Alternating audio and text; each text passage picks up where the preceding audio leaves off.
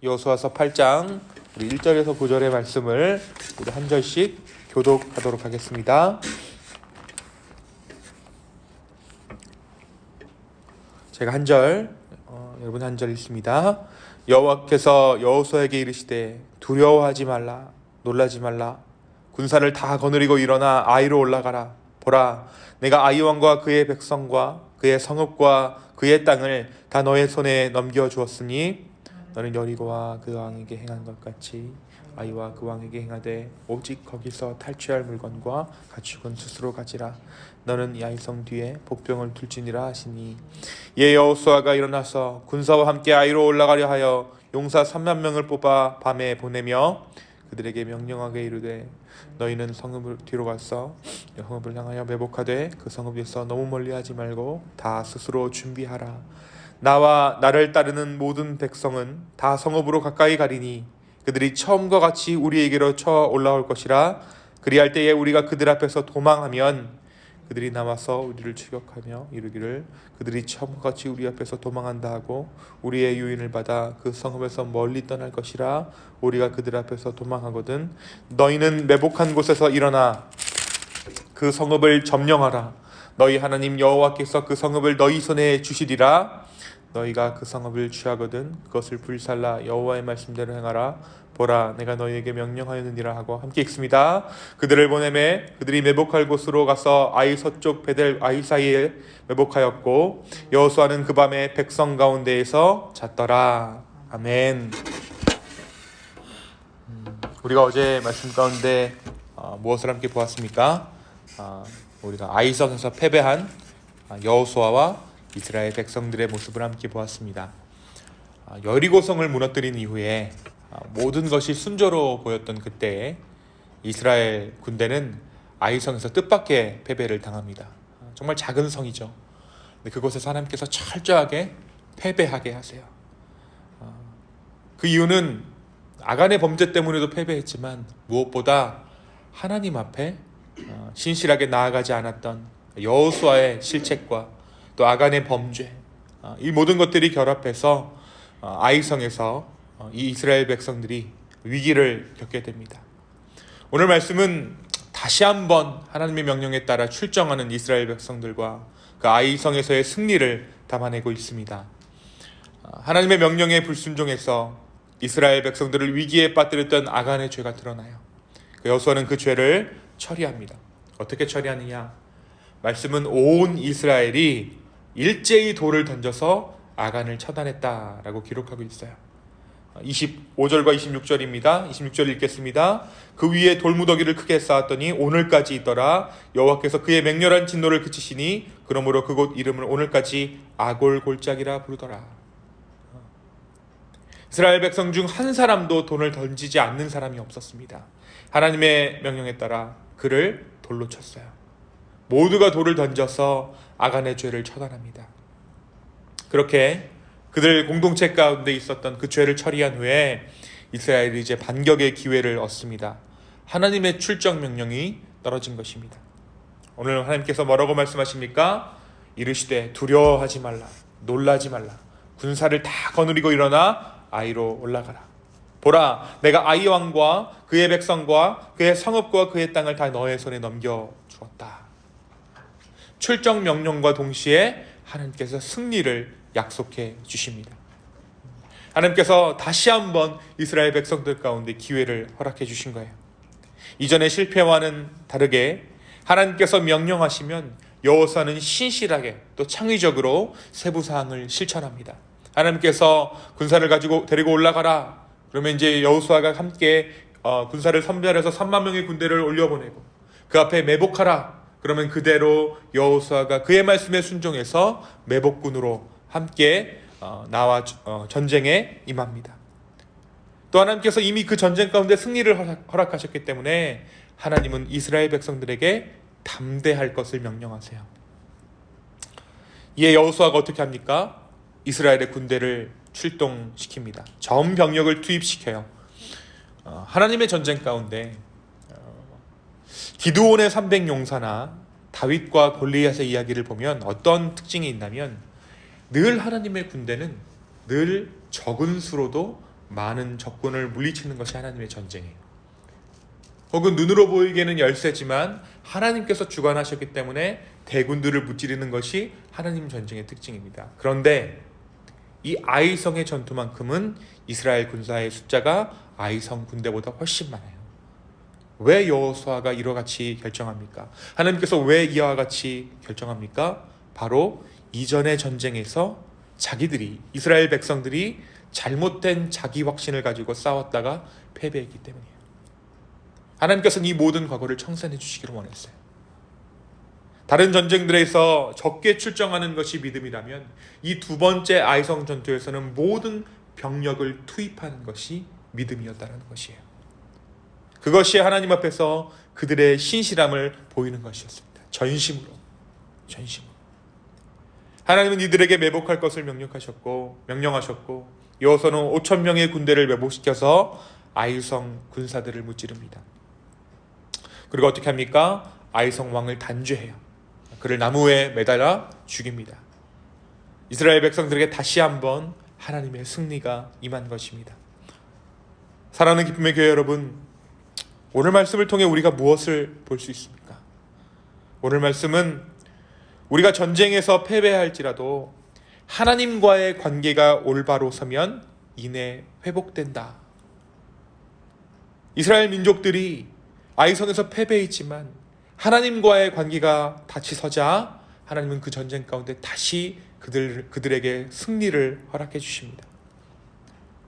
우리가 전쟁에서 패배할지라도 하나님과의 관계가 올바로 서면 이내 회복되는 이스라엘 민족들처럼 우리의 삶에 찾아오는 실패들 역시 하나님과의 관계가 올바로 설 때에 회복될 수 있음을 우리에게 보여줍니다. 아이성에서의 전투는 그래서 겉으로 보기에는 패배했지만 패배 이상의 소중한 것을 얻었던 그러한 전쟁이었어요. 이스라엘 백성들은 그곳에서 전쟁에는 패배했지만 하나님을 얻었습니다. 하나님이 어떠한 분이신가? 그것을 그들의 삶 가운데 깨달았다는 것입니다. 우리의 삶에서도 하나님은 가끔씩 이와 같은 일들을 우리의 삶 가운데 행하십니다.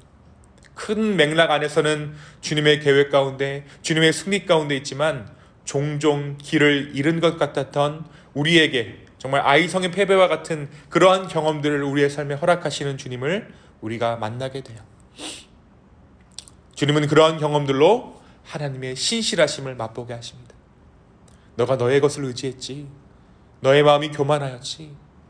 그때에 하나님께서 우리에게 패배들을 주세요. 그런데 그것은 영원한 패배가 아닙니다. 바로 다시 한번 하나님만을 의지하게 하기 위한 하나님의 다림줄이라는 사실입니다. 그러한 실패들을 통해서 주님만을 추구하도록, 주님만을 얻게 하도록, 주님을 얻게 하려 하심임을 우리가 믿습니다. 실제로 많은 사람들이 일생 중 언제 가장 행복했습니까? 이렇게 물어보면 일생 중 가장 행복한 순간으로 꼽는 중에 고난 중에 내가 하나님을 만났습니다 라고 말씀하시는 분들이 많아요. 분명 내가 돌아보면 그때가 참 힘들었던 때인데 내 마음은 그때가 행복했습니다. 왜 그랬을까요? 왜 그러한 대답들을 하게 될까요? 분명 어려움 가운데 있던 때이지만 그때가 내가 하나님을 만났던 때이기 때문이에요. 그때가 내가 하나님을 만난 가장 선명한 기억으로 남아있기 때문입니다. 혹여 우리의 삶 가운데 잠깐의 패배가 있을지라도 그것은 영원한 패배가 아님을 기억하시기 바랍니다. 하나님께서 우리와 함께 하십니다. 고난 가운데 우리와 함께 하시고 우리가 훗날 이 모든 고난을 뒤돌아보았을 때 그때 주님께서 함께 하셨습니다 라고 고백할 수 있게 되기를 예수 그리스도의 이름으로 축원합니다. 오늘 하나님께서 뭐라고 다시 여호수아를 부르십니까? 두려워 말라, 놀라지 말라, 일어서라 라고 말씀해 주세요. 다시 여호수아를 부르신 그 주님께서 우리를 승리의 자리 가운데 불러주십니다. 강하고 담대하라.